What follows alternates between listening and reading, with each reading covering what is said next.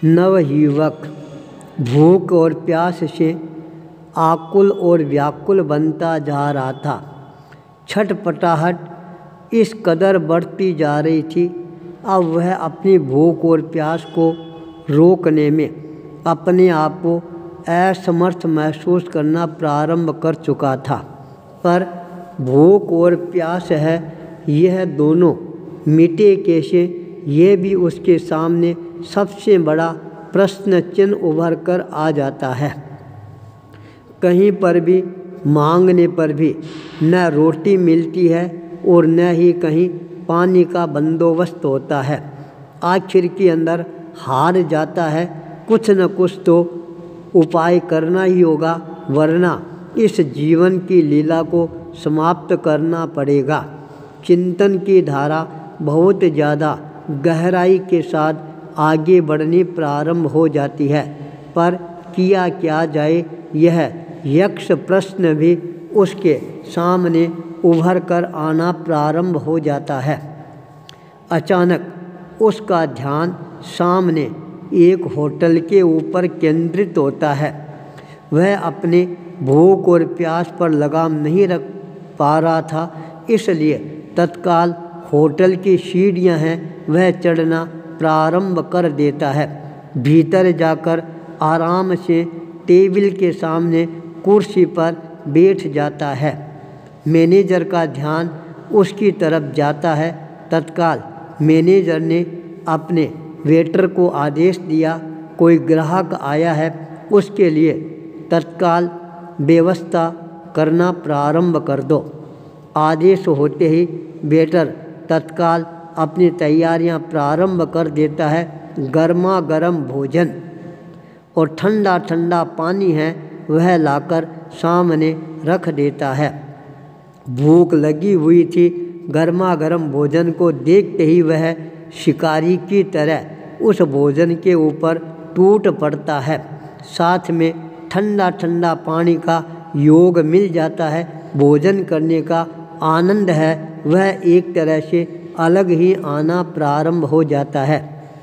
वह युवक मन में विचार कर रहा है, अभी तो मेरे को खाने के लिए भोजन और पीने के लिए पानी मिल रहा है, पता नहीं आगे कितने दिनों तक मेरे को भोजन और पानी नहीं मिलेगा। इसलिए आज ही जितना ठूस ठूस कर भोजन कर सकता हूँ उतना कर लेना चाहिए, जितना पानी पी सकता हूँ उतना पानी पी लेना चाहिए। वह प्लेटों पर प्लेटें खाली करता जा रहा था, गिलासों पर गिलासें पानी की भी खाली करता जा रहा था। जब पूरा पेट भर जाता है तब वह अपने स्थान से खड़ा होता है, मैनेजर के दफ्तर में जाता है। मैनेजर ने तत्काल उसके सामने भोजन का बिल पेश करने का प्रयास किया। उस नवयुवक ने तत्काल अपने दोनों हाथ जोड़ लिए और कहा, महाशय अभी मेरे पास के अंदर एक भी पैसा नहीं है। 2 दिनों से मैं भूखा और प्यासा था, अपनी भूख और प्यास पर लगाम नहीं लगा पा रहा था, इसलिए मैं आपकी होटल में दस्तक दी और यहाँ पर आराम से मैंने भोजन किया है। जब भी समय आएगा मेरे पास के अंदर पैसा होगा, मैं अवश्य ही आपका बिल है वह अदा करके रहूँगा।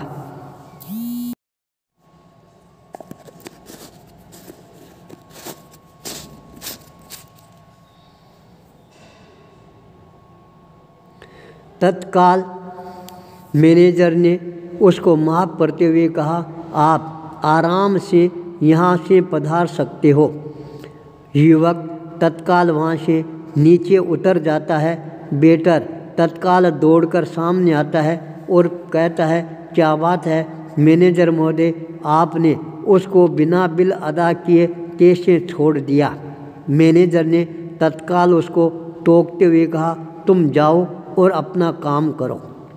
वेटर मैनेजर की तरफ देखता रह जाता है, कुछ भी नहीं बोल पाता है, अपना मुंह लेकर अपना काम करना प्रारंभ कर देता है।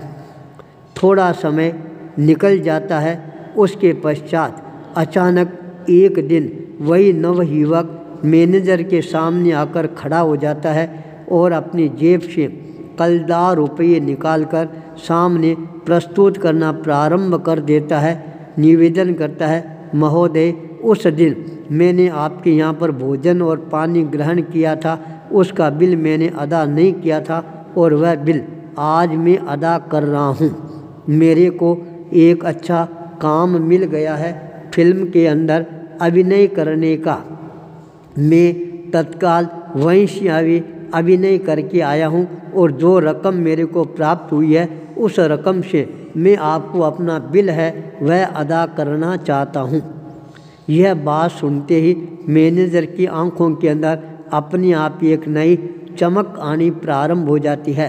वह तत्काल अपनी कुर्सी से खड़ा होता है, हाथ मिलाता है और अपने पास में बैठने के लिए निर्देश प्रदान करता है।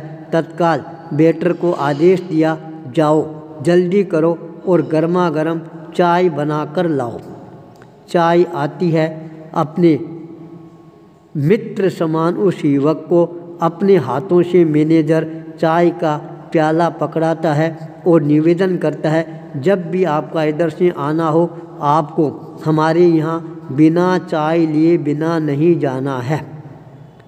यह बात सुनकर उस नवयुवक के आंखों में भी एक नई चमक आ जाती है और वह नवयुवक धीरे धीरे प्रगति पथ की ओर अग्रसर होना प्रारंभ हो जाता है और वह एक दिन फिल्म जगत के अंदर बहुत बड़ा नाम कमाने वाले व्यक्तित्व के रूप के अंदर अपने आप को प्रतिष्ठित करने में सफलता प्राप्त कर लेता है। ओम प्रकाश के नाम से वह आज विश्वविख्यात बन गया है। 103 वर्ष की अवस्था में भी वह अपने आप को नवयुवक अनुभव करता है। जब भी उधर से गुजरता है उस होटल के अंदर चाय पिए बिना वह कभी भी नहीं जाता है। एक बार का स्नेह भरा आमंत्रण है उसके जीवन की एक बहुत बड़ी थाती बन जाती है। मैनेजर अपना एक नया मित्र है वह प्राप्त कर लेता है। स्नेह से प्रदान किया गया भोजन है वह अपने आप ही मित्रता के भाव है जागृत करने वाला बन जाता है।